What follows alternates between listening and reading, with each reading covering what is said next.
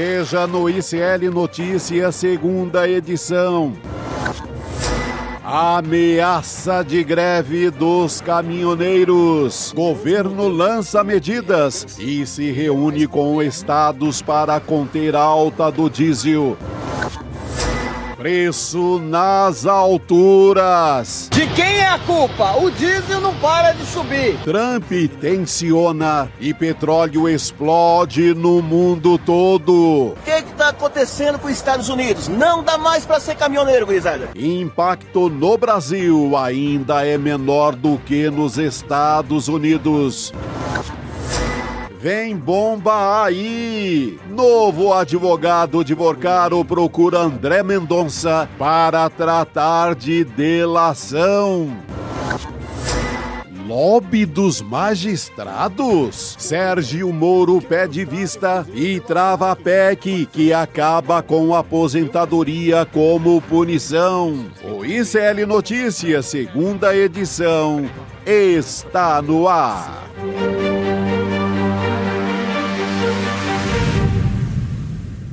Olá, boa tarde. Seja muito bem-vindo, seja muito bem-vinda. O ICL Notícias, segunda edição, está começando. Estamos ao vivo em todos os nossos canais. Chegamos, gente, à metade da semana, dia 18 de março de 2026, com mais desdobramentos sobre a questão dos combustíveis. É disso que a gente vai tratar ao longo desse programa. Um dos assuntos que a gente vai tratar ao longo deste N2. Chico Sá já está a postos. Aliás, estamos combinando hoje, ornando. Mesmo tom. Paleta. Mesma paleta. Importantíssimo nesse mundo tão desarrumado. Pelo menos uma harmonia nas cores aqui, né? E você sempre estamos em harmonia. Para inspirar quem está aí do outro lado da telinha. Num Brasil que, olha, a máfia dos combustíveis pisou fundo agora. É gasolina 10, esculhambação geral agora. E o governo colocou até a Polícia Federal agora no inquérito, mas a turma resolveu vender gasolina do preço que quer. Não tem mais regulamento, por isso que o governo tem que jogar mais duro. Se deixar, vai comprometer a reeleição por causa do preço da gasolina. Chico, é sobre isso que a gente vai falar aqui. Você falou em jogar mais duro. O que temos é anúncio hoje de um pacote de medidas para reforçar o cumprimento da tabela de preço mínimo do frete rodoviário, justamente porque tem uma ameaça de greve dos caminhoneiros batendo aí na nossa porta. O ministro dos Transportes, o Renan Filho, disse que o governo vai passar a fiscalizar todos os fretes no Brasil de forma eletrônica para garantir o cumprimento da tabela de preços. Ele disse que empresas que descumprirem a regra, principalmente de forma reiterada, podem ser impedidas de contratar fretes e, em último caso, ter o registro cassado. Vamos assistir um trecho da fala do ministro. Vamos lá. Um novo modelo de cumprimento de regras, ele é mais moderno, ele é progressivo, ele é preventivo e ele é estrutural. Por que ele é mais moderno? Porque ele vai levar para a tabela do frete, por exemplo, o que a gente já faz no devedor quanto mais de tributo. O que ocorre com aquela empresa que não paga tributo? Depois, quanto mais mente continua, persevera em não pagar, ela tem suspensão do fisco. Ela perde o direito de autuar. Então, a empresa transportadora que não cumpre tabela do frete vai, a partir dessas novas medidas implantadas, perder o direito de transportar. O Wallace Landim, presidente da Associação Brasileira dos Condutores de Veículos Automotores, disse ao ICL Notícias que vai esperar a publicação no Diário Oficial, Chico, com os detalhes dessas medidas para saber se ela atende à categoria antes de dar um posicionamento sobre isso. Só para trazer outra medida que foi discutida hoje em reunião do Conselho Nacional de Política Fazendária, foi um acordo entre estados e a Agência Nacional do Petróleo para compartilhar em tempo real notas fiscais do varejo de combustíveis, e isso para permitir a fiscalização mais rápida pelos órgãos federais, pelos PROCONs, ideia de identificar os tais aumentos abusivos.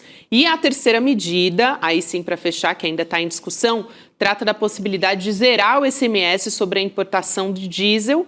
O governo federal propôs compensar aproximadamente 50%, gente, da perda da arrecadação nos estados, numa tentativa de viabilizar essa redução do custo do combustível, também de garantir o abastecimento. Essa proposta vai ser analisada pelos governadores e deve ser discutida até o dia 27 de março. Então, tem muita coisa sendo colocada na mesa. Olha, até estado que vive pendurado na fazenda, assim, devedores do governo federal, como Minas e São Paulo, que é as finanças aqui de São Paulo, tem muita gente que cai no conto da forma que o Tarcísio fala, parece que está tudo no lugar, né? Mas as contas de São Paulo sempre precisam, mês a mês, negociar com o governo federal. O governo federal fica com a bucha na mão em relação às contas de São Paulo e é um dos governos que não abre mão de baixar o ICMS. Minas também. Esses estados com governos bolsonaristas não vão abrir mão. E tem que lembrar que no governo Bolsonaro, no primeiro momento, todo mundo abriu geral e zerou o ICMS para ajudar, tentar, no desespero, eleger o Bolsonaro. Não conseguiram, mas essa questão do ICMS bateu, todo mundo aceitou. Agora, com o Lula, ninguém quer aceitar. Ou seja, ninguém pensa no consumidor, ninguém pensa no povo que vai abastecer o seu carro.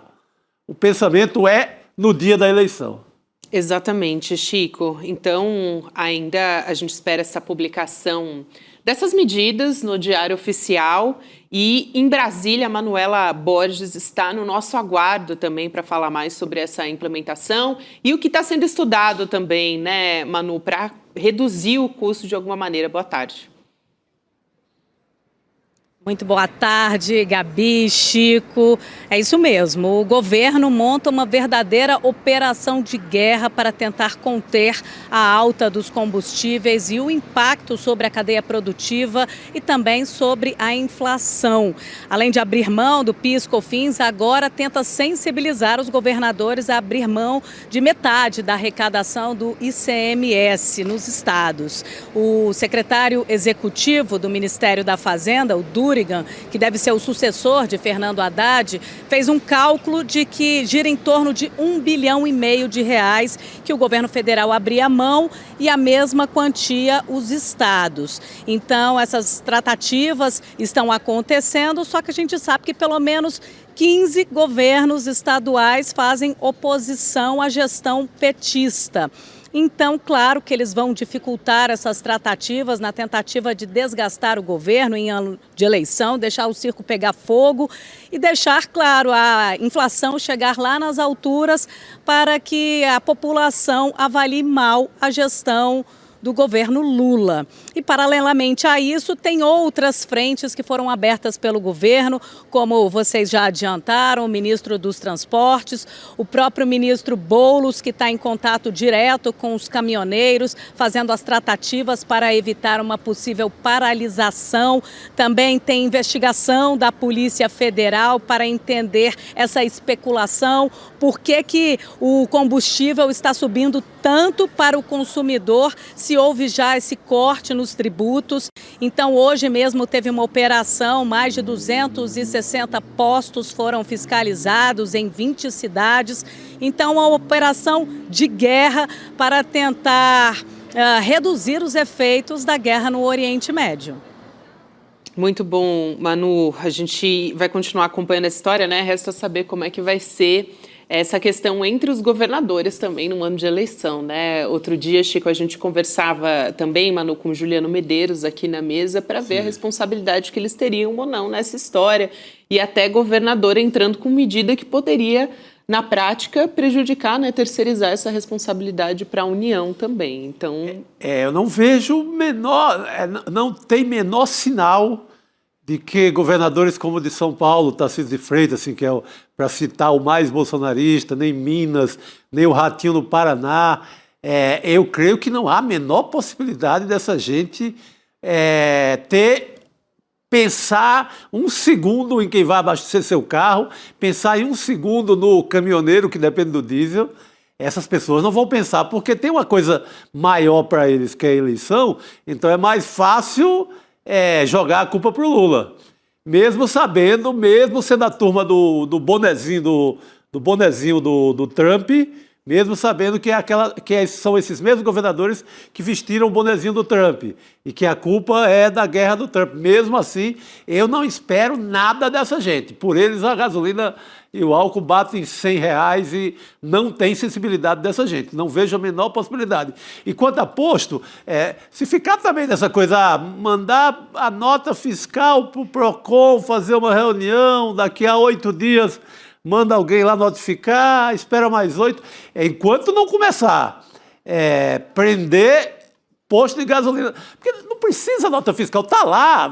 Eu passei hoje em 10 postos, tudo acima. É só você ver, está escrito. Eles não estão nem mais escondendo. Se não tiver, se a Polícia Federal, que abriu o inquérito, não agir de uma forma mais dura e rigorosa, a vaca vai para o brejo. Ô Manu, antes de passar de volta a palavra, eu só queria chamar aqui a nossa audiência que está comentando no nosso chat pelo YouTube para responder a nossa pergunta da enquete. O governo está fazendo o suficiente para impedir a alta do diesel? Então você pode votar, dá um F5 aí na página, atualiza a página se ainda não apareceu a pergunta para você, que você já pode participar. Comenta aqui também, daqui a pouquinho vai entrar a pergunta para vocês. Agora já entrou aqui para mim, viu gente? Já posso até votar. E comenta, claro, tem muitas pessoas, né, desde o primeiro dia que a gente começou a falar sobre isso, Manu, falando sobre esses preços abusivos. Então, tem muita gente comentando na sua região, na sua cidade, como é que está essa movimentação. Agora sim, pode ir lá, Manu.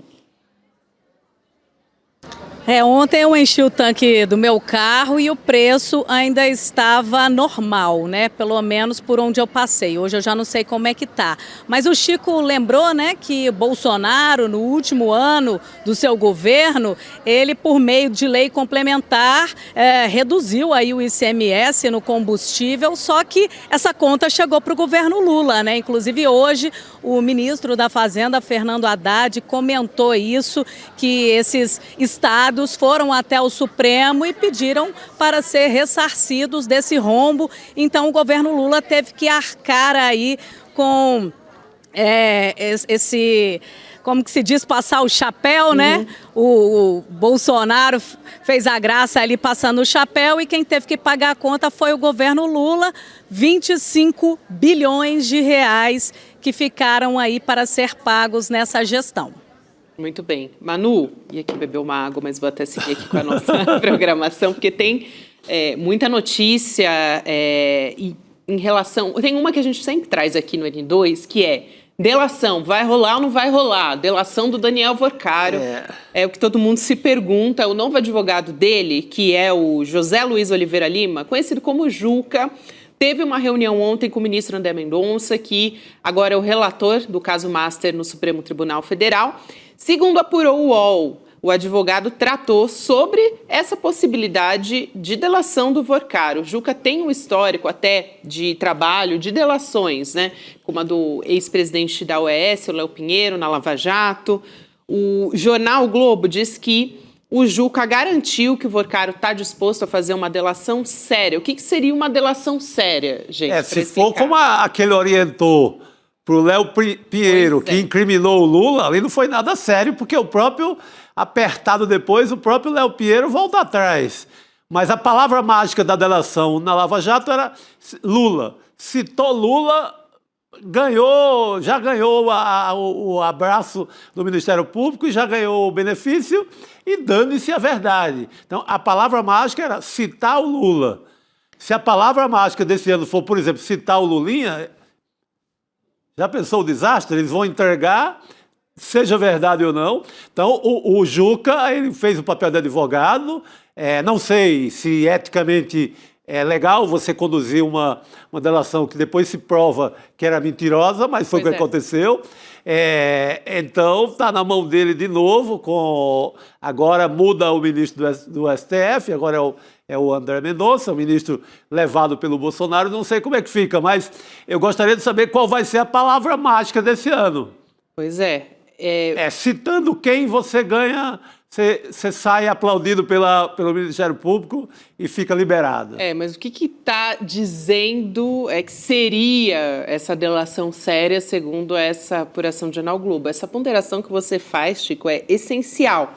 Diz essa delação séria que não pouparia ninguém, né? Que eles teriam sido advertidos até que uma delação, uma colaboração que tentasse salvar um ou outro personagem político, que é uma coisa que a gente já discutiu aqui, não seria aceita. Então, essa seria a delação séria.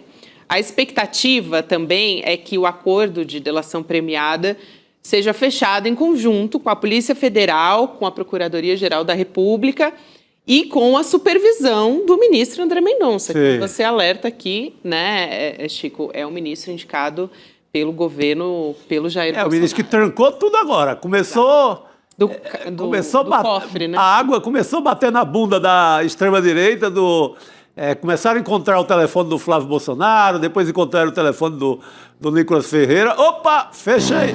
Guarda tudo aí, vamos deixar para depois. Manu. Deixa de ser só uma hipótese e agora ganha corpo de uma estratégia concreta, né? Agora, essa delação seletiva que a gente chegou a comentar, isso é só coisas de bastidor, conversa de corredor, porque a Polícia Federal não é boba, o próprio Supremo Tribunal Federal, a PGR, é preciso mostrar novidades, provas concretas, porque o conjunto probatório já é enorme. Tem muita coisa que a Polícia Federal já mergulhou, agora conexões com próprias facções criminosas como o PCC. Então, para além de políticos, magistrados, o sistema financeiro, Vorcaro também estaria disposto a delatar figuras de facções como o PCC, por exemplo, cabeça dele estaria a prêmio, né? São 60 bilhões de reais que foram desviados do sistema financeiro, várias camadas. E a gente também ouve aqui em Brasília que essa delação pode ser em conjunto com a do Zettel, que é unha e carne com Vorcaro. Então, muito provavelmente, Vorcaro e Zettel farão essa delação em conjunto. Agora, também já se comenta aqui uma tentativa de desqualificar essa delação premiada, né? Desqualificar esse instituto da delação, porque seria seletiva, como vocês mesmo trouxeram antes. Enfim, até que ponto essa delação seria válida? Então, ele tem que apresentar provas concretas, como foi no caso do Mauro Cid, por exemplo, na trama golpista do 8 de janeiro. Ele precisou trazer provas para comprovar a sua delação e valer nesse processo do julgamento, por exemplo. Provas e muitas idas e vindas, né? Perfeito. E no caso do Vorcaro é até mais fácil, porque como é crime com o sistema financeiro, é fácil saber se teve uma reunião com Roberto Campos Neto. Pois é. É fácil saber se o banco foi beneficiado por alguma decisão do Banco Central. Até o banco ser liquidado agora pela gestão do Galípolo, o que aconteceu? Os diretores assinaram o que favoreceu? Quem fechou o olho para a bandalheira do Banco Master? Então, tudo isso deixou um rastro de provas e documentos. Isso, numa delação, tem que ser observado. Todo esse roteiro que foi deixado no caminho dos tantos crimes praticados pelo Vorcaro.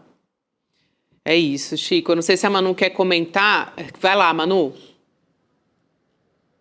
Tem também uma publicação da Malu Gaspar no Globo dizendo que o próprio presidente Lula estaria ali articulando para uma saída honrosa, digamos assim, de Dias Toffoli do Supremo Tribunal Federal, para que novas provas não trouxessem um dano maior ainda para a instituição. E aí, nesse acordão, o Pacheco, o senador Pacheco, seria indicado no lugar de Toffoli e o boi de piranha seria o governador do Distrito Federal, Ibanez Rocha. Eu ouvi já uns 15 dias atrás essa informação, mas eu fiquei com um pouco de pé atrás, que eu falei, gente, Dias Toffoli, ele não vai largar o osso, ele não queria largar nem a relatoria, ele vai abrir mão do cargo vitalício de ministro do Supremo Tribunal Federal. E até que ponto o presidente Lula estaria articulando uma situação como essa? Então, são muitas informações que correm aí nos corredores,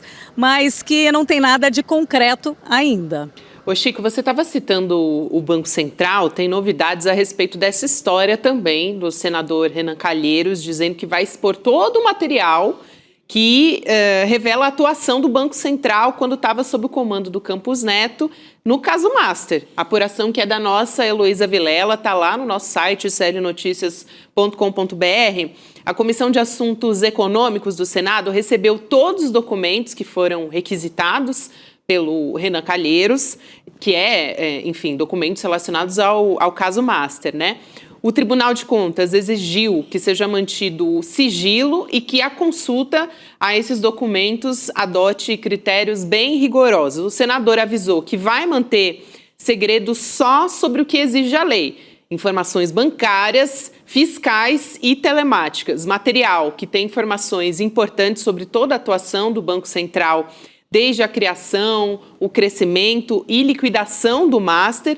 E a expectativa, gente, é que seja possível daí traçar uma linha do tempo, né, de toda essa história, com datas das decisões que foram tomadas. Expectativa também que tenha registro das discussões da diretoria sobre a decisão de permitir que o Master passasse a atuar no mercado de empréstimos consignados, que fraudaram os aposentados do INSS, né, Manu e Chico. E depois que o atual presidente do BC, o Gabriel Galípolo, assumiu, né, tomou posse, é importante lembrar, o Banco Central fez uma investigação interna que até afastou 2 funcionários. Sim. Então tem esse marco temporal dessa história que é muito importante, Manu. É muito importante essa linha, né, do tempo para mostrar que o Banco Master, por exemplo, começou a operar em 2019, quando o Campos Neto presidia o Banco Central. O nosso jornalista, o Kleber Lourenço, conseguiu levantar a informação de que Daniel Vorcaro esteve com o Campos Neto no Banco Central 24 vezes na sua gestão. Então, Campos Neto precisa explicar. Ele sabia, ele se omitiu. Por que ele autorizou? Ele fechou os olhos, né? Então isso é muito sério. Ele chegou a ser convocado para depor na CPI do crime organizado, conseguiu uma liminar, mas a Comissão de Assuntos Econômicos come pelas beiras, como diz ali o ditado popular, né? Não é uma comissão parlamentar de inquérito, então tem uma possibilidade de convocar pessoas para falar. Já ouviu uma série de atores do sistema financeiro, da autoridade monetária, para entender onde estão os gaps dessa fraude, né? De que forma foi possível criar um monstro Banco Master sem ninguém perceber, ou seja, só perceber agora na gestão de Galípolo. E então, são novidades que o presidente da CAI, o senador Renan Calheiros, promete divulgar muito em breve, informações importantíssimas. Manu, você citou essa apuração do Kleber Lourenço. Outro dia a gente conversava aqui no N2, o Chico Sá fez até a ponderação, né? 24 vezes. Tem amigo que a gente não visita 24 vezes, né? Não, família, namorado. Tem parente da gente que a gente não vê 24 vezes na vida. Pois é. Não é? Impressionante. E o cara visita 24 vezes. Então, o que é que foi decidido, né, em cada uma dessas visitas? O que ele obteve de licenças para a atuação do Banco Master? É um caminho que é fácil apurar. Aliás, o senador Renan Calheiros já deve ter isso na mão, porque esse personagem, o Roberto Campos Neto, ele é um tabu na imprensa brasileira, porque ninguém toca no nome dele. Primeiro que a maioria dos veículos de comunicação hoje pertence a um banco ou abriram um banco. Então você pega de Rede Globo a UOL, todo mundo ou tem um banco ou tem sociedade com um banco. Então ninguém mexe com o nome do Roberto Campos Neto. Quem sabe agora, via gabinete do senador Renan Calheiros, a gente fique sabendo de alguma coisa. Eu pago a assinatura desses meios de comunicação aí, não fico sabendo de nada, porque os caras pertencem a bancos. Então eu estou sendo idiota de assinar esses negócios por aí. Pois é, e aqui pra gente... inclusive... Pode ir lá, Manu, rapidinho, pra gente fechar o último assunto. Vai lá, pode concluir. Complementar rapidamente que Roberto Campos Neto foi convidado pelo senador Flávio Bolsonaro a assumir o posto de ministro da Fazenda, caso ele consiga chegar ao Palácio do Planalto. É isso, ele quer que o Campos Neto seja o posto Ipiranga. É mais uma razão para a mídia poupá-lo, né? Que a mídia está Exato. bem de namoro com o Flávio Bolsonaro. Tá, nem chama mais de Flávio Bolsonaro, está chamando de Flávio. Até o final da campanha vai ser Flavinho. O bolsonarismo moderado ganhando novos contornos, né, Chico? Exatamente. Impressionante como naturalizam. Agora, Chico, falando aqui, acho que a gente tem um minutinho ainda para falar sobre a CPI do crime organizado do Senado, que aprovou hoje a convocação da ex-noiva do Daniel Vorcaro, que é a Marta Graeff, e rejeitou o pedido. Aí eu vou aqui para a lista dos que foram rejeitados, né, de serem ouvidos. Rejeitou o pedido para ouvir o presidente do Partido Liberal, Valdemar Costa Neto, numa sessão que está sendo muito marcada por divisões sobre o alcance político dessa investigação, né? Atingem alguns políticos, outros não. A Marta entrou no radar da CPI a partir de mensagens que foram trocadas com Vorcaro, que foram apreendidas, essas mensagens, nas investigações. Ela tem depoimento marcado também na CPMI do INSS na próxima segunda-feira. Aí a tentativa de convocar o Valdemar acabou rejeitada por 4-6, um requerimento que se baseava em declarações dele sobre as doações do empresário Fabiano Zettel para a campanha do Jair Bolsonaro e ao PL nas eleições de 2022. No eixo financeiro, olha quem também escapou. A comissão rejeitou a quebra de sigilo do ex-ministro da Economia, Paulo Guedes, e retirou da pauta as medidas que atingiam o ex-presidente do BC, o Campos Neto, e o ex-ministro do Bolsonaro, João Roma. Para fechar, foi retirado da pauta o pedido de convocação também do ex-prefeito de Salvador, ACM Neto, e de uma ex-assessora da ex-primeira-dama Michele Bolsonaro, a Gisele da Silva, que seria ouvida sobre um suposto esquema de lavagem de dinheiro envolvendo pagamentos de despesas pessoais da Michele Bolsonaro. Ou seja, quem é aliado ali ficou fora e só vai entrar, né, quem o presidente da comissão não goste. Ou que seja um pouco mais à esquerda. Vai, Manu. Blindagem seletiva, né? Agora, dificilmente a ex-noiva do Vorcaro vai aparecer na CPMI do INSS ou do crime organizado, porque o Supremo Tribunal Federal tem tornado facultativa a presença dos depoentes. Agora, o que mais me chama a atenção rapidamente é que ninguém toca no nome do senador Ciro Nogueira, presidente do PP. Não. Ele é autor daquela emenda do Banco Master que iria quadruplicar o valor do Fundo Garantidor de Crédito, enfim, para proteger o banco falido Master, né? O valor era de 250 mil, iria para 1 milhão por CPF. Não passou, mas sim foi negociado entre Vorcaro e Ciro Nogueira e ninguém quer saber, ninguém quer quebrar o sigilo do senador Ciro Nogueira. Por que será, hein? Por que será? É uma pergunta será? importante de ser feita aí, viu, Manu? Acho que ainda tem muita coisa para prestar atenção nessa história, por isso é importante a gente trazer aqui os nomes, né, que ficaram de fora aí dessa CPMI. Obrigada, Manu. Bom trabalho por aí em Brasília, minha querida. Até a próxima. Tchau, tchau. Valeu. Beijão. Valeu. Boa noite, querida. Obrigado. Manu Borges conversando aqui com a gente. Seguimos, porque Rodrigo Viana vai se juntar a gente, já trazendo também notícias. A gente está agora, Rodrigo, sempre com essa novidade, sempre que você entra aqui no nosso estúdio, você já traz uma notícia nova que saiu. Não tá fácil, né? Nunca é uma notícia boa, infelizmente, mas não é culpa boa sua. Não tem. Não é. Tem, mas está faltando. Aqui no Brasil, mas tá difícil. Eu estava acompanhando o noticiário aí dá a impressão que está rolando mesmo um acordão, né? Para normalizar a família Bolsonaro de novo. Sim. Poupar o Campos Neto e o Flávio sair como candidato dessa direita liberal, etc, etc. Eu conversava até com a Juliana Dalpiva, que para mim dá a impressão desse acordo rolando, né?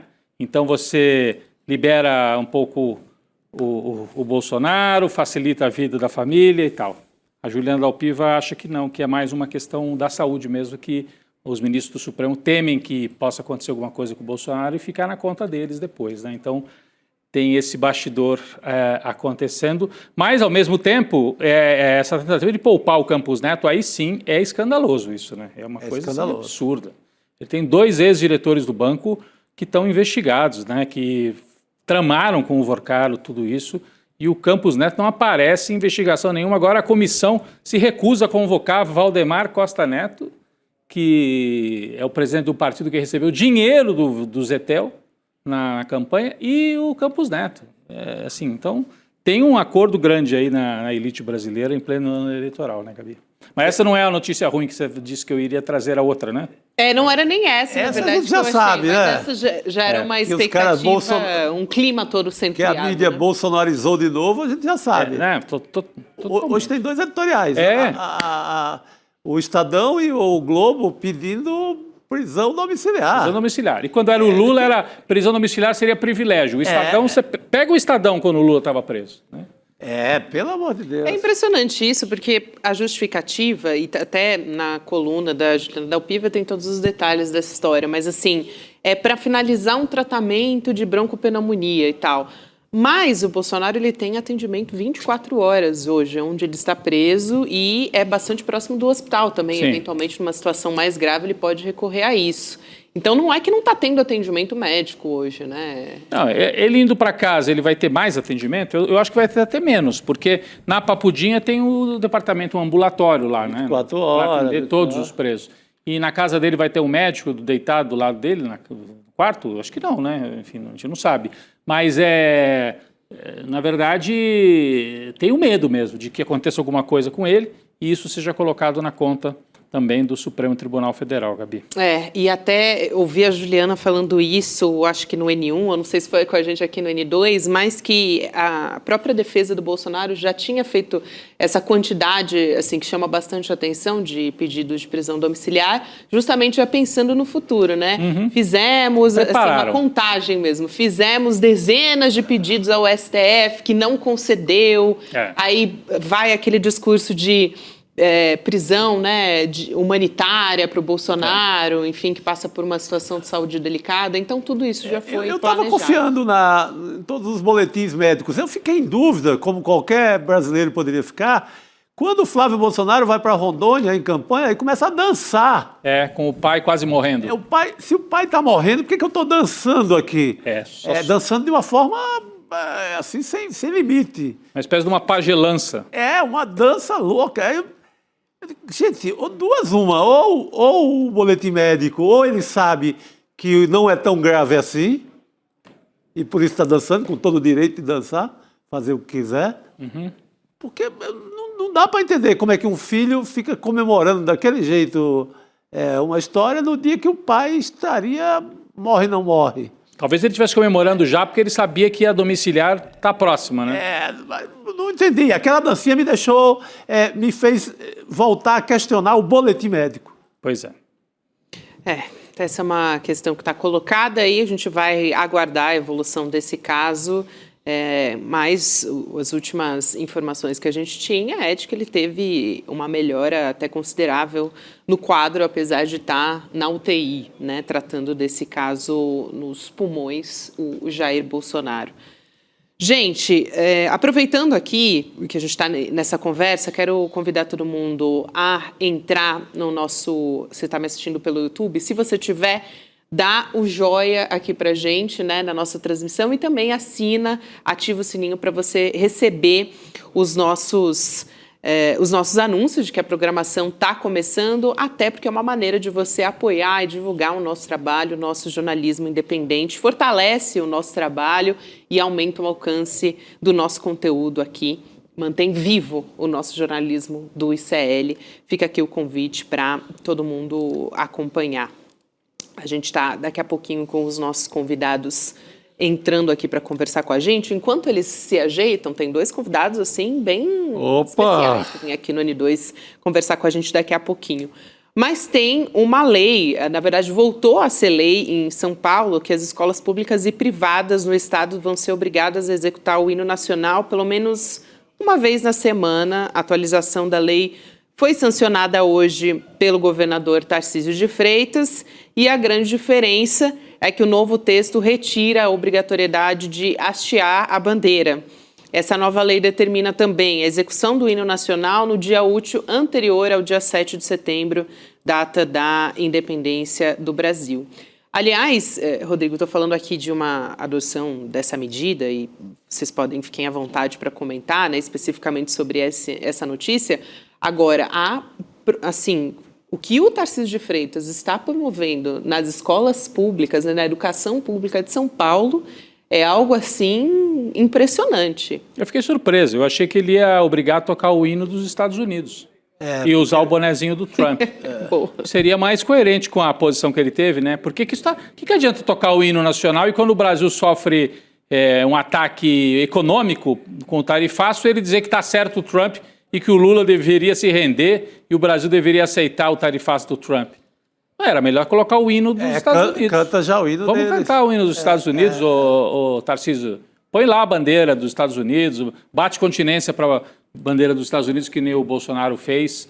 Isso é uma bobajada sem tamanho. Eu né? até cantei muito hino na ditadura militar, estudando em escola pública, era obrigado a cantar o hino. Ele está voltando a esse período. Eu também cantei muito. A gente cantava o hino lá, hasteava a bandeira, aquela palhaçada toda, não me tornou mais nem menos patriota, muito pelo contrário. É que nem rezar antes de jogar futebol. Quando eu jogava futebol, você tinha que rezar. Eu tinha que assistir a missa.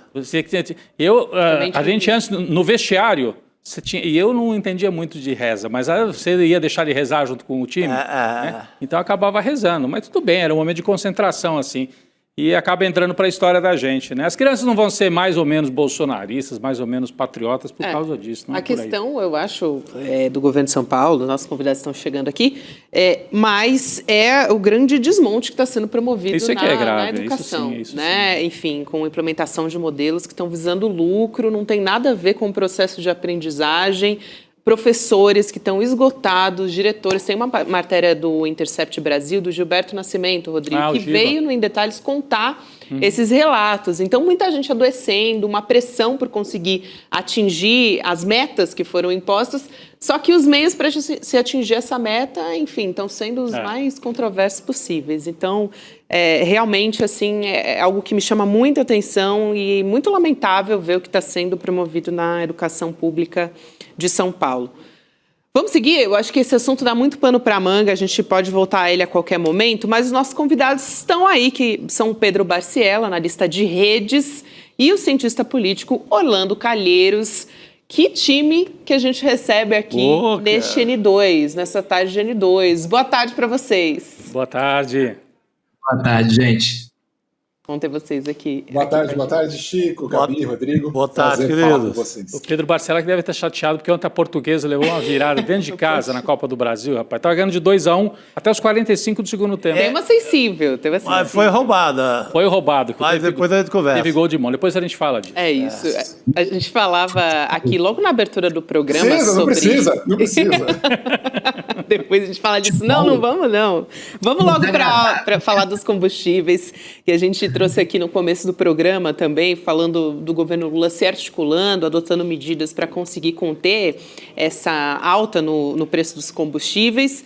Apresentou para os estados uma proposta para zerar o ICMS sobre a importação de diesel até o final de maio, uma medida que prevê que a União compense metade da perda de arrecadação dos estados. O governo Lula também aumentou a fiscalização nos postos e está fazendo essa comunicação para a população. Tem uma ameaça de greve dos caminhoneiros. Agora há pouco a gente trouxe informação também de um representante da categoria que vai esperar a medida ser publicada no Diário Oficial para se manifestar oficialmente. Eu vou começar pelo Pedro Barciela para nos explicar como é que tem sido a repercussão nas nossas redes digitais. Pedro, o que você traz para a gente? Perfeito, Gabi. É bem interessante observar que esse debate ele já está acontecendo tem algumas semanas, né? Desde o primeiro momento que o barril do petróleo passou dos $100 ali no começo da guerra, já houve essa manifestação. E como que ela ocorreu? Ela ocorreu por cidades, então eram portais, blogs muito pequenos de cidades do interior e médias cidades pelo Brasil, alegando o quê? Naquele momento que o aumento do combustível já era sentido na bomba. Isso ativou, e isso foi interessantíssimo para mim, 3 frentes de comentários dos usuários e nenhuma delas responsabilizava naquele momento o governo federal. A primeira delas era de fato denunciar um cartel, então era o cartel dos postos de combustíveis, que eles estavam fazendo aquilo e aquilo não tinha nenhum impacto ainda, de fato, pelo fechamento do Estreito de Hormuz ou algo do tipo. Um segundo momento era da boca dos usuários, ou melhor, pelo dedo digitado dos usuários, referências à privatização da BR Distribuidora durante a gestão Bolsonaro. Então as pessoas tinham essa compreensão, principalmente do peso no debate sobre soberania, quando a gente estava falando da BR Distribuidora. E por fim, de fato, que aquilo não tinha a ver com o governo Lula ou algo do tipo, aquilo era uma questão da guerra acontecendo no Irã, a invasão do Irã e por aí vai. O que vai acontecer nessas últimas 72 horas é uma entrada tardia do bolsonarismo nesse tema, tentando cooptar o debate por uma perspectiva que ignora os usuários, com perdão do termo, o bolsonarismo mais uma vez achando que as pessoas são tontas, né, que as pessoas são otárias, de como elas se engajam nesse tipo de tema, e tentando colar no governo Lula de uma maneira que não existe. Por isso que nessas últimas 24 horas, quando a gente coleta o que os usuários estão falando sobre a greve dos caminhoneiros, ela é muito bem dividida no sentido de, ok, tem uma demanda existente, reprimida, que é a questão do frete, que é a questão disso não ser repassado para os trabalhadores desse setor, dos caminhoneiros, porém, elas não concordam com o timing, não tem o que ser feito, né? Não tem como Lula ir atacar os Estados Unidos para os Estados Unidos parar uma guerra. Então, mais uma vez, é o bolsonarismo tentando cooptar algo legítimo e, com isso, deslegitimando, de certa maneira, as reivindicações, nesse caso, de uma categoria que seria a categoria dos caminhoneiros. Então,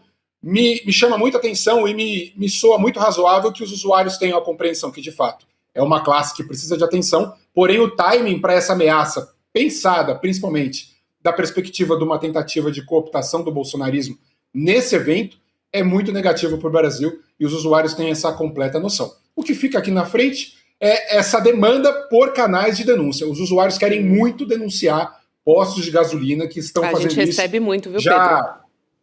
Exatamente, Gabi. Então, esse caso, o governo precisa ter uma atenção, que é abrir espaço para essas pessoas fazerem o papel de cidadão delas, né? Mas não está faltando algo assim, Pedro, você está trazendo uma avaliação até de um otimista, né, de que as pessoas, otimista do lado assim da razoabilidade, da racionalidade, de que as pessoas estão compreendendo que tem uma guerra, que tem que por isso os preços estão subindo, etc, etc.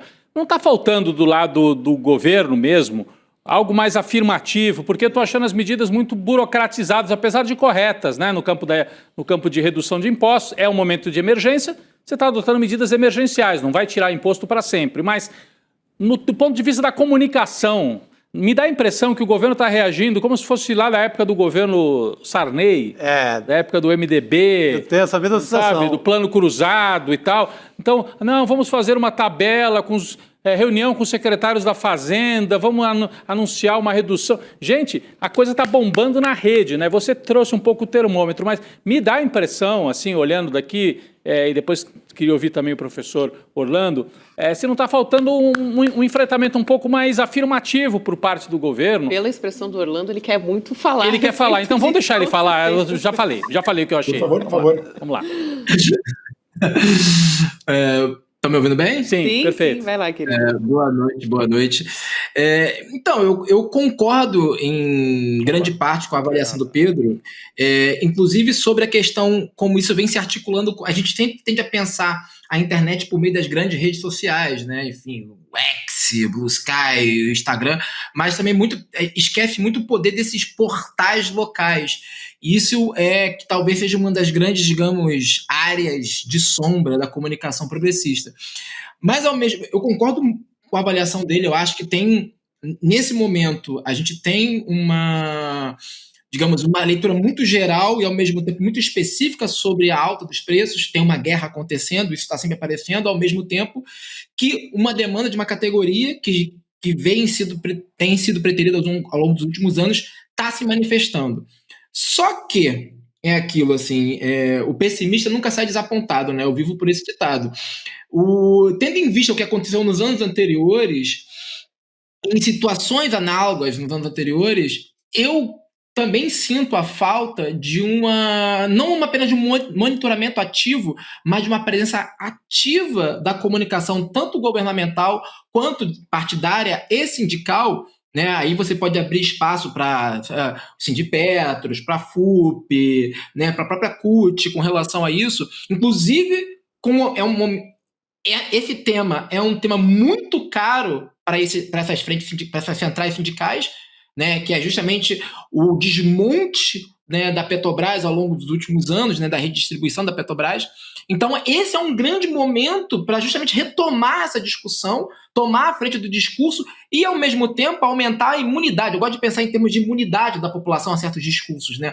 Aumentar a imunidade da população com relação a uma possível tomada da narrativa pela extrema-direita brasileira. Porque eles estão se articulando para isso. Querendo ou não, pelo menos eles vêm mantendo a base deles aquecida, né? Porque essa que é uma grande função deles, manter a rapaziada aquecida, né? Para chegar no momento do embate, tá todo mundo ali ativo, né? Eles estão conseguindo fazer isso. O discurso não está, pela maneira como eu tenho visto, ele não está se expandindo, mas isso não quer dizer que amanhã não vai se expandir. A gente já viu essa barca girando, né? Esse momento acontecendo em outros lugares, entre outros momentos. Exatamente. Né? Chico. Perfeito. Não, esse tema é incendiário, né? Sem nenhum trocadilho com gasolina foi porque, né, saiu incendiário. Coquetel Molotov. Nem com coquetel Molotov, mas é um tema incendiário. Ele é muito rápido porque é muito fácil compreensão. Você encosta o carro, tá lá um preço que não era... Então, Lula, imediato. Eu acho que o governo demorou muito e não se organizou. Parecia aquele time desunido. O ministro da Justiça saiu 2 dias depois, ali com medidas protocolares, PROCON, o CAD vai se reunir daqui a 8 anos, aí vai mandar uma cartinha, senhor dono do posto, que tal o senhor maneirar aí pra gente? O senhor tá pegando muito pesado. Parece a polícia surpresa, aquele meme, né? Por favor, não cometer crime. Por favor, não cometer crime. Assim, muito lento o ministro da Justiça, que já não é conhecido pela população. Sim. Não é um nome assim de vulto que alguém saiba quem é. Então aparece um cara que ninguém sabe quem é, mandando cartinha para dono de posto de gasolina. Primeiro, assim, um erro monumental. Depois, hoje aparece o tema da questão do frete, com outro ministro, já o ministro do Transporte, que é da área e tal. Pô, por que não colocou esse povo todo no mesão, no dia que o Lula falou do Confins e etc., e por que não se direcionou ao povo, colocando a culpa, o tamanho da culpa dos governadores nessa história? Pois é. Quanto é o ICMS? No dia, se eu sou Lula, falo de imposto, por que eu não enquadro os governadores? Mas ele pediu no dia, né, Gabi? No dia que ele anuncia o PIS/COFINS, ele fala, agora eu solicito que os governos dos estados também abram mão ou diminuam o seu ICMS. Acho que é muito pouca energia. Mais uma vez, não estou relacionando a energia do combustível, mas pouca energia, gente. Sim. Pouca octanagem. Exatamente. Também não sei, ano de eleição, os caras vão tomar a eleição com esse assunto. Com certeza. Eu não sei até que ponto as pessoas têm esse discernimento também do que é a responsabilidade dos estados, né? Quando o governo direciona isso, talvez tenha que fazer com energia mesmo, mas explicar de fato, mais. Fez essa convocação, mas não sei se explicou bem. Eu até ia perguntar para o Barciela se existe essa percepção, se você percebe alguma movimentação nesse sentido, e também como é que, por ser um ano eleitoral, claro, que os bolsonaristas e a extrema-direita tenta cooptar também esse debate nas redes, né? E usa isso, enfim. Sim. E nas estradas, nos lugares onde os caminhoneiros estão parando já, nos postos de gasolina. É uma coisa muito sensível. A gente já viu, né, o que eles são capazes de fazer no Brasil, né? Isso quebra qualquer governo. Perfeito. E é isso, assim como eles não observam nesse momento uma responsabilidade direta do governo federal, isso não vai atingir também os governadores estaduais. As pessoas têm, pelo que me parece, os usuários têm esse filtro. O que acontece desde esse primeiro momento, uma semana, uns 10 dias atrás, o que eu vi foi conseguir interpretar, ao menos sob essa perspectiva, as pessoas entregarem uma carta ao governo falando, ok, eu entendo que a responsabilidade não é sua, mas a responsabilidade de fiscalizar para eu não ser assaltado por esses postos de gasolina que estão formando cartéis, possivelmente, é sua. Então eu quero a ANP, eu quero a Polícia Federal, trabalhando para que isso seja feito. Eu posso denunciar? Qual que é o número? Qual é o contato? Aonde eu vou? E aí eu vou concordar com o Rodrigo e com o Chico que faltou uma apresentação, talvez, do quais são os caminhos para eu chegar e denunciar isso. Eu não posso ir lá e gravar um vídeo, porque se estamos falando de cartéis, estamos falando de crime organizado. Eu não posso, como um cidadão do CPF, ir lá e resolver isso com minhas próprias mãos. Então eu vejo, por um lado, essa possibilidade para o governo, essa carta branca que foi dada pelos usuários, e que também limita, de certa maneira, essa tentativa. E aqui a gente vai ter 2 clusters, né? O dos usuários bolsonaristas tentando cooptar esse discurso e sendo ignorados nas redes sociais, vão fazer barulho, porque hoje eles são muito grandes nas redes sociais, e do outro lado, esse, digamos, cluster bolsonarista de caminhoneiros bolsonaristas que vai estar nos Estados Unidos, vai estar na Europa, mas vai estar fazendo fogo aqui como se fossem eles que estão parando ali na cidade de Tubarão para fazer alguma mobilização, e não estão. As pessoas não sentem isso, sabe? Eu vejo nesse momento, e isso desde a hora que começou ontem, um emular de crise muito mais partido de setores que a gente chama de FinTwitch, no antigo Twitter, que são atores que geram engajamento a partir de mercado financeiro ou tentando fazer preço de algum ativo usando aquela rede social, e bolsonaristas que esperam essa catarse parecida com o que foi o lockout de 2018 desde então. Fizeram a mesma coisa em 2021, durante um 7 de setembro, e veio o Tarcísio de Freitas pedir para os caminhoneiros não fazerem aquilo. Então eles flertam com esse caos oriundo dos bolsonaristas caminhoneiros, e eles não calculam muito bem o que pode vir disso, né? Eu vejo mais ou menos nesse cenário atualmente. Então o Pedro está menos pessimista do que a gente. Sim. E é bom porque é alguém que é especialista, se debruça sobre as redes, não se impressiona, que talvez a gente se impressione um pouco com as postagens, que são numerosas, né? Mas são voltadas para dentro de uma certa bolha, né, já dos bolsonaristas, esperando esse dia glorioso em que vai pegar fogo no Brasil inteiro e o Lula vai sair de Brasília, eles vão queimar os pneus, acabar de rezar para os pneus, e isso vai terminar. Então, de certa maneira, traz um certo alívio. Mas acho que uma coisa não exclui a outra também, né? Essa ideia de que hoje esse discurso não incendiou ainda o país, mas que se não houver uma reação do governo, e acho que está reagindo, né? A gente aqui nem falou, a Gabi trouxe as informações, mas a gente não analisou muito essa decisão do governo. No primeiro momento, olha só, o Lula tira PIS e COFINS, ok, então tentar reduzir o preço. Faltou ICMS, os governadores dizem, não vamos tirar o ICMS, por quê? Porque senão não temos caixa no orçamento no ano eleitoral, vai diminuir a arrecadação. Aí vem o governo federal e fala, tá bom, a gente resolve, vamos botar 3 bi para compensar se vocês reduzirem o ICMS. Então, do ponto de vista da manobra financeira, administrativa das contas federais, eu acho que o governo está agindo razoavelmente bem, né? Dentro do que pode fazer. Eu acho que é uma saída razoável e com responsabilidade, né? Porque está oferecendo saídas para os governadores. Primeiro pede para eles baixarem, não vamos baixar, então está aqui o dinheiro. Então tem um movimento, o que a gente está falando é mais da comunicação, né?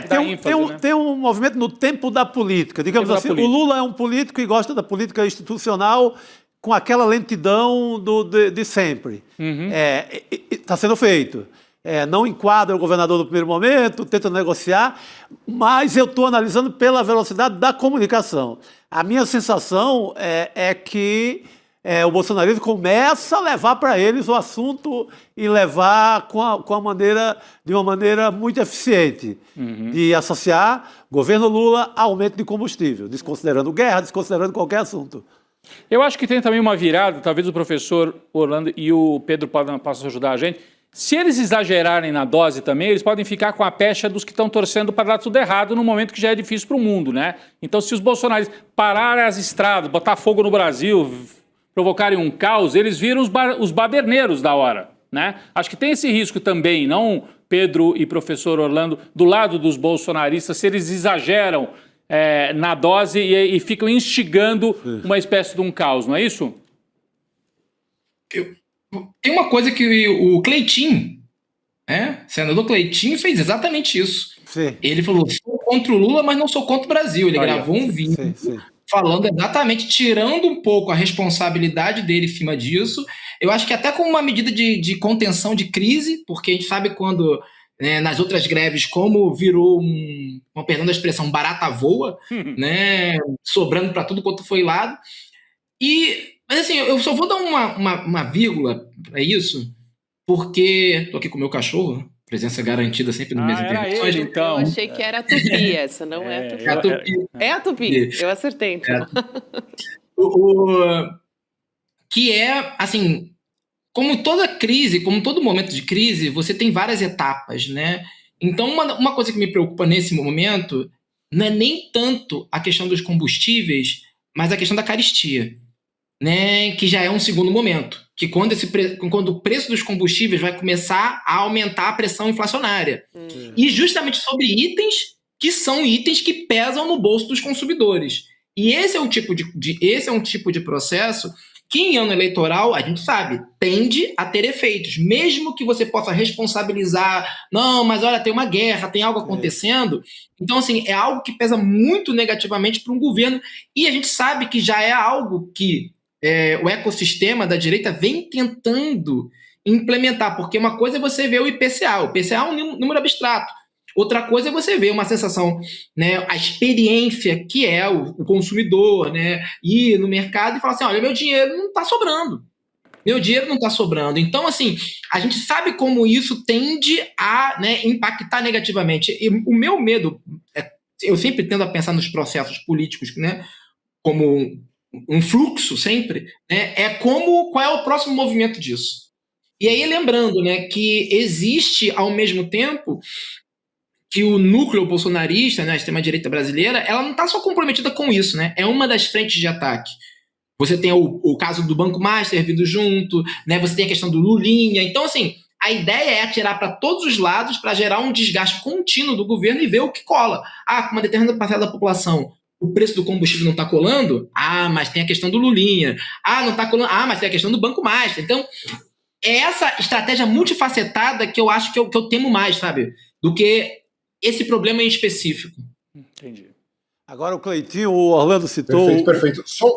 Não, vai lá, professor. Você tem mais coisa aí para nos falar. Não, só ia apontar um ponto que vai muito na linha do que o professor falou aqui, que o Rodrigo citou que eu estou um cenário mais tranquilo, eu estou menos pessimista com relação a isso.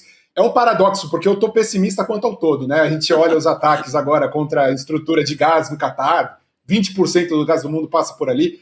A minha percepção é que hoje os usuários eles têm uma compreensão de que o mundo está tão ferrado, mas tão ferrado, que responsabilizar apenas o governo federal ou o governo estadual seria um oportunismo político nesse momento, porque as pessoas têm total compreensão de que daqui a alguns meses o preço vai chegar nos alimentos, porque vai chegar nos fretes e tudo mais. Então, o cenário que eu vejo assim como um todo é muito mais pessimista por meio dos usuários, mas nesse caso específico não é um de responsabilização do governo federal. Perfeito. Pedro, quero muito agradecer aqui sua presença, é um prazer te receber no N2, viu? Pode vir mais vezes. Tava ótimo mesmo. Sempre que vocês precisarem, pessoal, só chamar. Obrigada, um abraço. meu querido. Valeu, querido, obrigado. A gente continua aqui com o Orlando. Eu quero trazer um outro assunto para a gente discutir aqui também, que é o do senador Sérgio Moro pedindo vista e travando o andamento da PEC que acaba com a aposentadoria dos magistrados como punição, né? Suposta punição. A proposta está na Comissão de Constituição e Justiça do Senado, foi apresentada pelo Flávio Dino quando ele era senador, em 2024, e agora, como ministro do STF, o Flávio Dino determinou, nessa semana falamos muito sobre isso, o fim da aposentadoria compulsória como punição no judiciário. Diversos portais, a gente vai manchetar aqui na tela, de notícias, relataram a insatisfação, claro, dos setores do judiciário, a pressão até sobre o Sérgio Moro para tentar travar essa PEC. Então, tem aí a manchete no nosso site, da CNN, até do Estadão também. Juízes recorrem a Moro por manutenção de aposentadoria compulsória, procuradores reagem contra a proibição de aposentadoria compulsória, Moro atende pressão da magistratura e trava a PEC.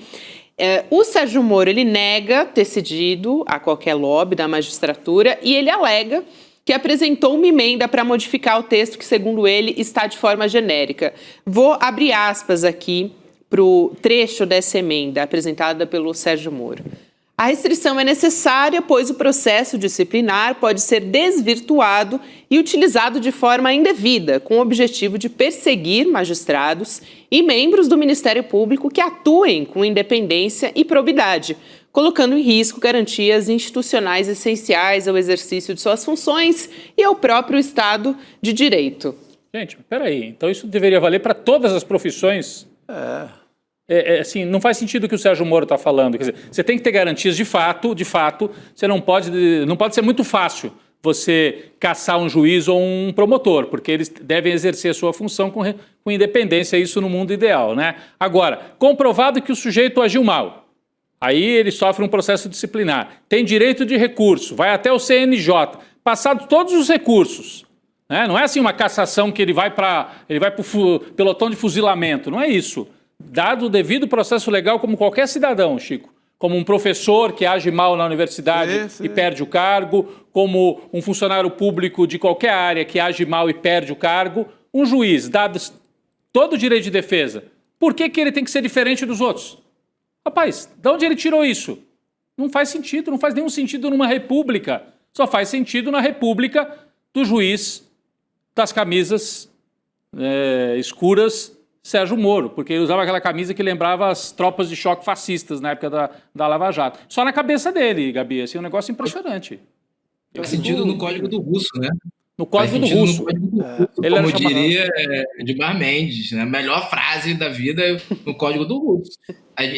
O Sérgio Moro sabe como o sistema pode... Né, longe de mim insinuar qualquer coisa contra Sérgio Moro, né, nosso paladino, né, da justiça, de reputação ilibada, mas ele, como um bom estudioso do sistema judiciário brasileiro, ele sabe como o processo pode ser pervertido, né, como pessoas inocentes podem ser acusadas, né, como promotores e juízes podem se articular para punir as pessoas.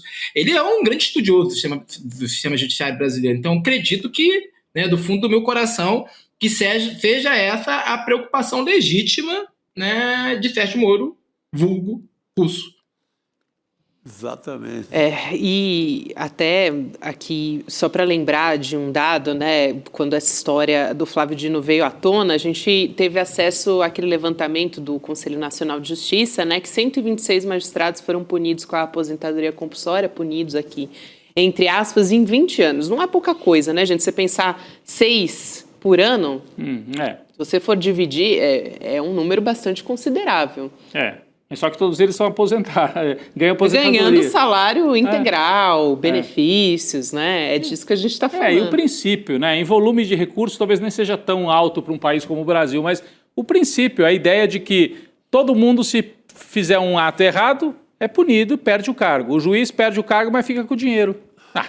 Leva a bela aposentadoria para casa. Leva a bela aposentadoria para casa. Outro dia eu lembrava uma dessas contempladas, né, com esse benefício, foi aquela juíza que, na época da pandemia, apareceu mostrando como burlar a máscara. Ela foi, né, para aposentadoria compulsória. Aposentada.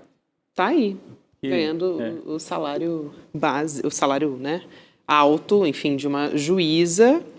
E continua recebendo, vai receber até o final da vida dele. O próprio juiz, porque o Moro foi considerado um juiz suspeito. O pessoal até chamava ele na internet de o juiz suspeito Sérgio Moro, né? O juiz de Curitiba. Ele, se não tivesse virado senador, talvez perdesse o cargo de juiz e viveria de aposentadoria lá.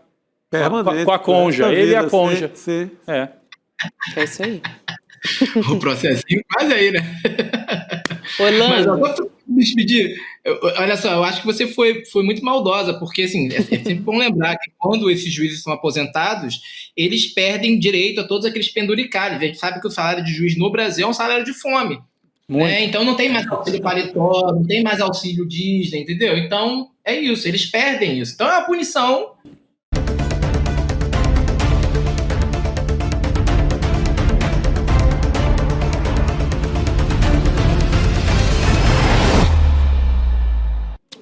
Tivemos uma notícia urgente aqui, a gente já volta, já retoma aqui a nossa conversa. Depois de quase 2 anos, o Comitê de Política Monetária do Banco Central decidiu cortar a taxa básica de juros da economia em 0,25 ponto percentual, ficando então em 14,75% ao ano. Notícia que acabou de sair. Eu ia colocar um negócio novo, minha padaria, mas não dá ainda com esse juro, pelo amor de Deus. Dá para abrir a sua padaria. Que corte vergonhoso, né? É muito pequeno. Pô, o Brasil não vai sair do canto se ficar com esse juro, cara. Não vai. Estava se esperando que pudesse cair em meio ponto, né? Mas já era, né? Pô, meio ponto. É o início de um processo que vai ser feito com muita lentidão, né? Muita lentidão. E isso não é bom para a retomada da economia brasileira. Mas é um sinal de que a fase do aperto maior passou e também porque nós estamos agora num momento bom, ainda de muita instabilidade. Né? Veio a guerra e acho que a turma ficou ali pé atrás, né? Porque você baixar os juros, porque a inflação está controlada, mas a gasolina sobe, os preços podem subir de novo. Então, o Banco Central foi mais cauteloso nesse momento. Pois é, a gente não sabe como isso pode se refletir ali na frente. Não sei se o Orlando também quer comentar rapidamente, Orlando. Não, mas eu acho que é exatamente isso. É o momento, assim, a gente deu um azar, né? A gente deu literalmente um azar. No dia, o mundo, o preço do petróleo hoje viu, acho que 3%, acho. Enfim, é isso, não tem como. Meu querido, muito obrigada pela sua presença aqui do N2, sempre um prazer te receber. Pode voltar mais vezes, viu? O N2 é pet friendly aqui. Olha o teuzinho ali. Tchau, gente. Obrigada, querido. Tivemos a presença aqui também da Tupi, além do Orlando Calheiros. Presença dupla. Deixando tudo aqui um pouquinho mais leve. A gente está precisando de um pouquinho mais de leveza. Mas é um azar, né? Vem essa guerra na hora de ter um fôlegozinho ali para um dinheiro mais barato para botar o negócio. Vem a desgraçada da guerra e leva essa esperança. A gente vai voltar a falar sobre esse assunto, viu? Chico e Rodrigo também. Daqui a pouco o professor Leonardo Trevisan chega para conversar com a gente. Quero convidar todo mundo que está nos assistindo. A gente atualiza aqui quando a notícia sai. No momento que está saindo, eu quero te chamar para participar do nosso grupo de WhatsApp, para você também receber as notícias em primeira mão no seu celular. E as novidades, os spoilers do próprio ICL também, não só do nosso noticiário. Então, vai lá em icl.com.br/grupo para entrar no nosso grupo de WhatsApp. E também, se você estiver me assistindo pela televisão, você pode apontar o seu celular aqui para a tela, o QR Code que está aqui, nesse cantinho. Você pode apontar aqui e vai entrar no nosso grupo de WhatsApp também. Eu já posso adiantar que vai ter spoilers, sim, gente, no grupo do ICL. Sempre tem novidade, então vale a pena fazer parte junto com a gente. Agora, voltando para o nosso noticiário, pessoal, tem uma notícia que saiu agora à tarde, Rodrigo, que era essa até que Rodrigo Viana ia trazer para a gente, só que a gente teve uma novidade a respeito dos prováveis desdobramentos do que vai acontecer com Jair Bolsonaro depois de sair da UTI, mas a notícia que Rodrigo tinha visto e já alertado para a gente é de que os deputados estaduais de São Paulo estão buscando medidas contra a deputada estadual Fabiana Bolsonaro, do PL, parlamentar que se pintou o rosto de preto no plenário da Assembleia Legislativa de São Paulo. Ela fez um blackface, né, gente, que é uma prática considerada racista, estereótipos, enfim, para ridicularizar pessoas negras. E uma das reações foi da deputada estadual pelo PSOL, a Ediane Maria. Ela escreveu nas redes sociais: o dia de hoje entra para a história da Lesp como um dia vergonhoso e profundamente triste. O plenário da Lesp foi palco de atos criminosos. Por isso estou denunciando a Fabiana ao MP por racismo, depois de fazer um blackface para atacar a Erika Hilton. Jamais toleraremos racismo nesse país. É impressionante. O que essa deputada tem na cabeça, hein? Gabi... Ninguém avisou? Pô. Não, avisou. Não, o William De Luca definiu bem. Ela quis fazer um ataque transfóbico contra a Erika Hilton e, ao estar no meio da operação que já era criminosa de transfobia, ela cometeu um segundo crime, de racismo. De racismo. Então ela fez transfobia. A gente não vai rodar o vídeo aqui, está rodando pelas redes, mas a gente não vai rodar, porque a gente entende que essa deputada, ela está buscando um momento de fama entre os extremistas, para dizer assim, viu? Eu sou daquelas que sou a mais extremista entre os extremistas. Eu não tenho vergonha de ser racista e de ser transfóbica. Então, a gente não vai rodar o vídeo, mas esse vídeo deixou indignada a deputada do PSOL, né, a Gabi acabou de ler aqui, né, que diz que está entrando com um pedido de investigação no Ministério Público para que ela seja responsabilizada. E também a líder da minoria na Assembleia Legislativa, a deputada Beth Sarrão, também entrou com um pedido para que ela seja investigada por crime dentro do plenário. Tem que ser investigada, isso foi crime que ela cometeu. A gente não vai rodar o vídeo, mas a gente tem que apontar. É mais uma que usa o nome Bolsonaro, ela não chama Bolsonaro, ela usa o nome para ganhar voto e ela usa o racismo para ganhar voto. Isso mostra o que é o bolsonarismo. Se tem gente ainda na dúvida, mas será que é tão perigoso assim o Flávio voltar, ou a família Bolsonaro voltar? Porque se eles já estão assim, com o Lula na presidência, imagina se eles tiverem um da família para aprontar isso daí. Vai ser de monte, gente.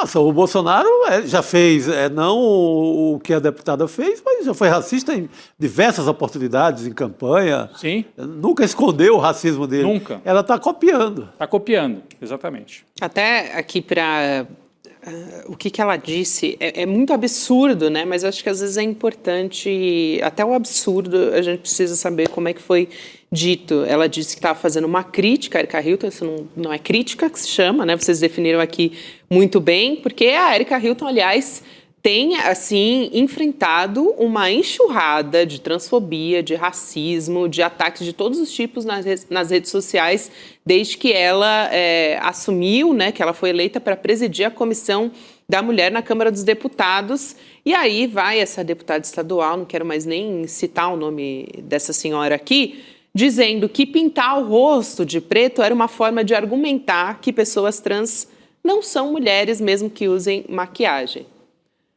Ela quis fazer uma... Desastre, né? Olha, uma coisa bizarra o que ela fez, né? É descarado, né? É uma transfobia completamente descarada. É isso, ela quis ser transfóbica e aí aproveitou e foi racista. Cometeu 2 crimes num só. Né? Fez um combo criminoso. Essa deputada que está buscando um momento de fama, porque tem muita concorrência interna na extrema-direita. Então, a disputa é grande nessa faixa. Exatamente. Mais ali que beira um certo nazismo. Né? É o nazismo de São Paulo. Então, para ter o voto dos nazistas, ela precisa chamar a atenção. E foi isso que ela tentou fazer hoje. Tem que ser responsabilizada urgentemente e cobrada pelo crime que cometeu. É isso. Gente, essas coisas, né, a gente tem que respirar muito fundo para conseguir aqui focar no nosso noticiário. Mas vamos lá, a gente vai voltar a falar de notícia internacional. A Casa Branca disse que a China concordou em adiar a visita do presidente Donald Trump depois que Pequim se recusou a ajudar no desbloqueio, na força-tarefa do desbloqueio do Estreito de Hormuz. O Trump também disse que é importante ficar nos Estados Unidos por causa da guerra contra o Irã. A porta-voz da Casa Branca, a Caroline Leavitt, disse que os governos estadunidense e chinês trabalham para conseguir novas datas o mais rápido possível. Além da China, os Estados Unidos também pediram ajuda para outros países que vão ser afetados pelo bloqueio ao estreito e se estrepou, né? Usando aqui no português claro, porque o Trump depois teve que dizer não precisamos de ninguém. Os Estados Unidos, na verdade, não precisam de ninguém, porque, enfim, ficou completamente... Não teve ninguém, não teve nenhum aliado da OTAN do lado dele. Vamos chamar o professor Leonardo Trevisan, de Relações Internacionais, para conversar aqui com a gente. Professor, boa noite. Boa noite. Boa noite, Gabi. Boa noite, Rodrigo. Boa noite, Chico. Boa noite a todos que nos escutam, né? Haja confusão no mundo, né? Haja confusão. Haja confusão. Vamos em frente. Mas toda vez que eu escuto a expressão Estreito de Hormuz, eu lembro do professor Leonardo Trevisan, que ele vem assim o ano inteiro aqui dizendo, o que vai acontecer? Vai ter o ataque, o Irã vai fechar e teremos um grande caos econômico. Tá aí, chegou, né, professor? Só o Trump que não sabia, né, professor? Só ele, poxa vida. Né? Lamentavelmente, parece que ele desconhece algumas regras básicas, né? Agora, o problema maior, né, é a velocidade com que a crise está se instalando. E sabe, Gabi, eu acho que você escolheu para noticiar isso aquilo que é o mais importante, né? Que é aquele sonoro não da China a qualquer ajuda para os Estados Unidos, né? Para que eles, de alguma forma, convencessem o Irã a deixar os petroleiros passarem. É isso que está em jogo, né? É um não. A pergunta que a gente tem que fazer é por que a China fez isso, né? A China não tem interesse? Não. Primeiro de tudo, nós temos que olhar, né, que a China não está sozinha no não. O não foi generalizado, né? Nem mesmo o Japão e Coreia, todos os países europeus, né, todos a Austrália, todos os países disseram, nós não vamos nos meter nisso, né? Só que o não chinês tem um outro sentido mais profundo, né? De alguma forma, o que fica claro com o não chinês, né, é que a encrenca é exclusivamente do Trump. Sabe, alguns dias atrás, foi na quinta-feira da semana passada, né, um articulista do Financial Times, Gillian Tett, né, que é uma espécie de correspondente em Washington, ele fez um artigo que chamou muita atenção. em que o artigo parecia um artigo infantil, né? Aliás, ele lembrava da regra no jardim da infância, de qualquer jardim da infância. Todo mundo limpa a sujeira que fez. E ele dá esse conselho para Trump. Né? Trump, você vai ter que limpar a bagunça que você fez. O artigo foi muito bem recebido, porque foi o primeiro que, de certa forma, sabe aquele cara que grita o rei tá nu, a criancinha que grita o rei tá nu? Daí em diante, o mundo inteiro começou a, de certa forma, perceber o quanto a bagunça tinha dono, tinha nome e sobrenome. E o que a China fez hoje foi aquela coisa que às vezes a gente precisa reconhecer, né? Os chineses também leem Maquiavel. Quando o teu inimigo está fazendo besteira, não atrapalha. Deixa ele errar mais. Né?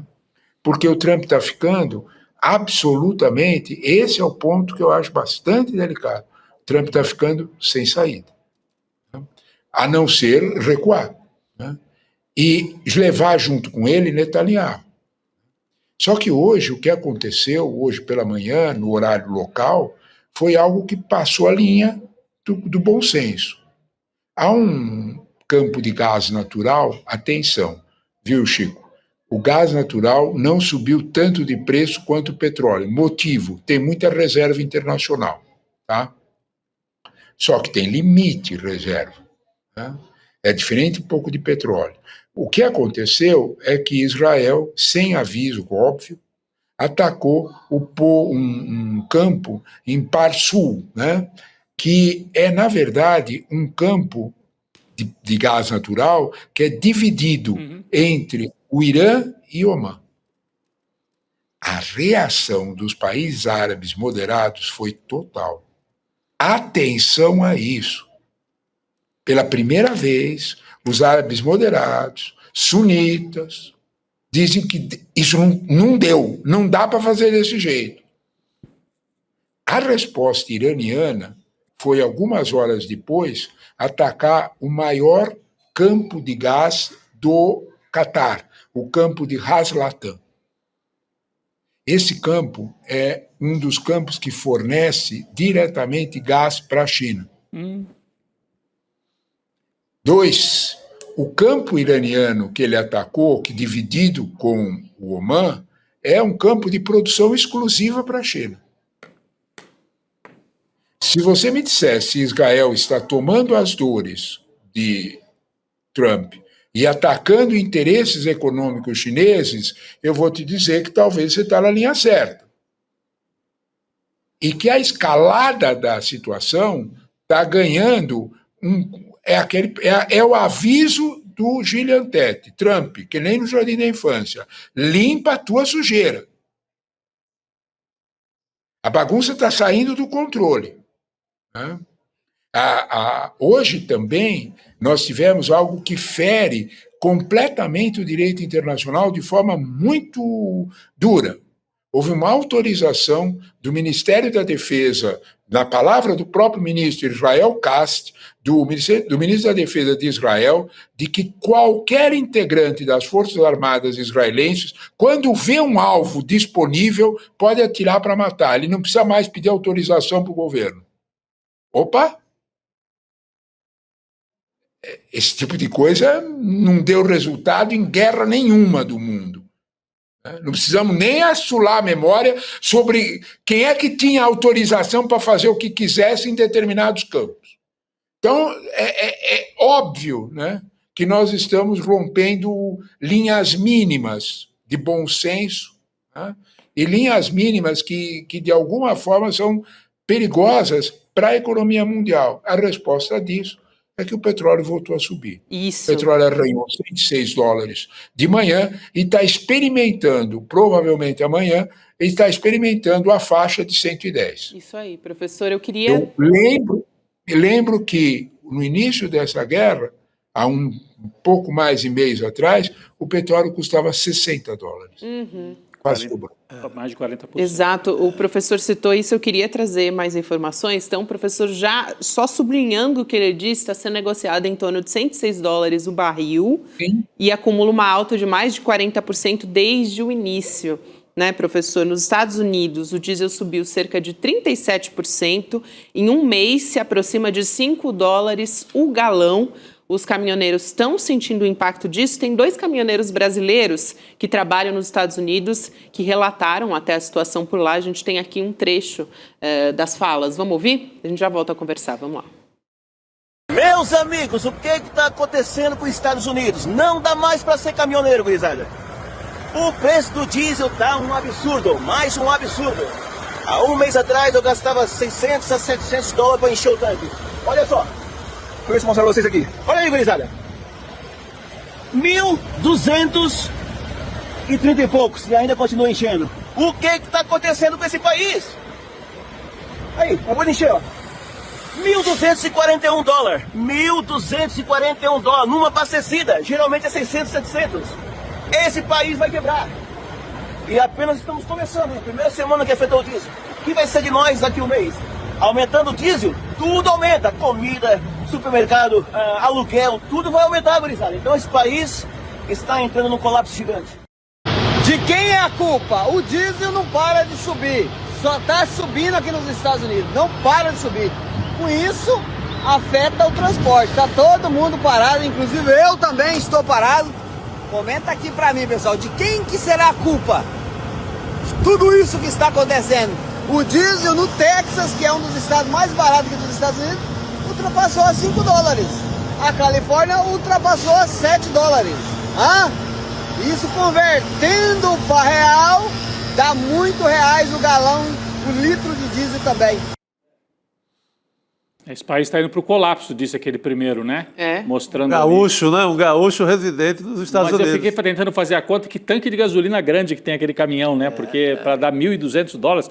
Inacreditável. É inacreditável. E se fosse aqui no Brasil, eles, enfim, não sei como é que seria, mas estão claramente trazendo a questão para a vida prática, né? Lá nos Estados Unidos, 2 brasileiros no Texas mostrando a consequência do diesel explodindo. Ilustra muito.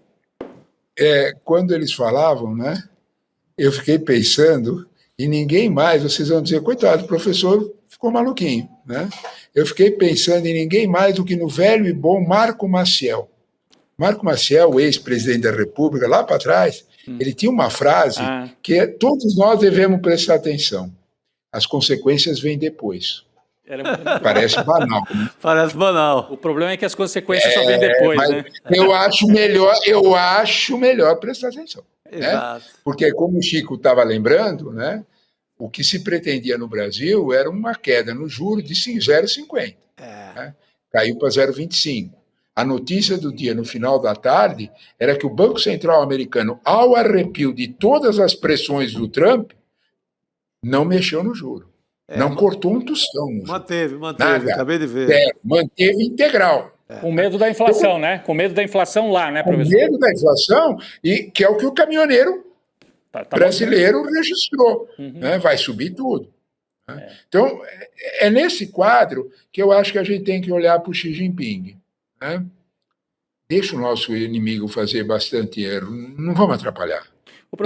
Professor, o senhor disse que uma das saídas seria uma retirada até apressada da guerra, né? Tentar declarar o fim da guerra, ter alguma coisa para ofertar, né? E se retirar rapidamente da guerra e talvez se voltar para a América Latina, o que também nos preocupa, né? Porque o Trump vai sair correndo atrás de uma outra intervenção aqui em Cuba, certamente. Exatamente. É o que está aí no cenário, né?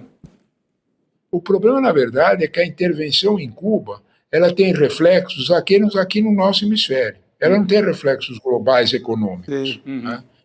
Tudo que acontecer com o Irã tem reflexos globais econômicos.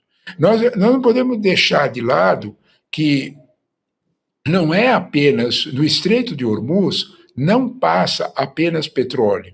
Eu vou falar 2 palavrinhas mágicas sobre isso. Né? Componentes básicos para remédios e fertilizante. Fertilizante, sim. Porque a gente está olhando, inclusive aqui o nosso agronegócio já levantou a lebre, já falou, escuta, para com isso, como é que nós vamos fazer com os preços dos fertilizantes? Porque preço de fertilizante, como o petróleo, é preço internacional. Quando ele sobe numa média, ninguém vende mais barato que aquilo, vende no preço. Então, quando você olha para esse quadro, a situação, sabe, Rodrigo, você fez uma coisa interessante, tentar desenhar alguma rota de saída, né, para esse quadro. Né? Os cenários em qualquer rota de saída dependem mais do Irã do que dos Estados Unidos. É o Irã que tem a chave do cofre. É o Irã que tem o controle de Hormuz. A Marinha Americana desculpe, mina submarina, ela não reconhece o casco do navio, nem a bandeira do navio. Ela é mina submarina, ela explode com qualquer navio. Portanto, dizer que a Marinha Americana vai proteger os navios, o que a Marinha vai fazer é arriscar os seus navios. Então, isso é óbvio, não precisa ser um militar habilitado para perceber uma realidade dessa. Então, é evidente, né, que as situações estão menores. É evidente também que dentro do Irã continuam certas linhas moderadas tentando sentar na mesa de novo com os americanos. É isso que o presidente Pezeshkian fez hoje, uma nova oferta. Vamos sentar na mesa? Sabe, Gabi, às vezes me dá uma sensação que o adulto na sala, nessa guerra, fala persa, fala árabe. Porque eles estavam, veja bem, essa história começou com eles sentados na mesa de negociação. O ataque foi no sábado, na quinta-feira, né, eles estavam sentados numa mesa, eles fizeram uma reunião, e eu chamo a atenção ao seguinte, um repórter do Guardian comentou que não foram só o Steve Witkoff e o genro do Trump, o Kushner, que saíram de lá e dizendo é uma boa medida. Todos os outros negociadores, inclusive o negociador inglês, disse que o Irã está propondo alguma coisa boa. Ninguém sabe ao certo, mas era mais ou menos o seguinte, congela toda a produção de urânio enriquecido, a no máximo 5%, todos os países que têm esse ideia. O Brasil também faz. Você enriquece urânio a 5% para razões medicinais e razões energéticas, só. Não tem poder algum de fazer bomba. O tal do urânio enriquecido de 60% seria deslocado para o Omã. Né? Sairia do Irã e eles deixariam mais ou menos o que estava na rota no acordo de 2015. Mais ou menos. Professor, a gente vai ter que continuar essa conversa no próximo programa, porque chegamos ao final do programa. Passa muito rápido quando a gente se diverte. A gente não percebe que o tempo não perdoa nem a crise internacional. É isso mesmo. Professor, muito obrigada. Até uma próxima. A gente vai muito voltar a falar sobre isso com o senhor. Obrigado, até mais. Vamos. Um abraço, meus queridos. Boa noite, querido.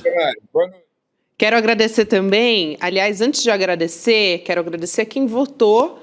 O governo está fazendo o suficiente para impedir a alta do diesel? 74% dizendo que sim, 26% dizendo que não. Essa foi a nossa enquete de hoje aqui, que você sempre participa junto com a gente. Temos provocação histórica na sequência, hoje com Wesley Barbosa, Viela Ensanguentada. Pô, muito bom. Conversa com grande Wesley Barbosa.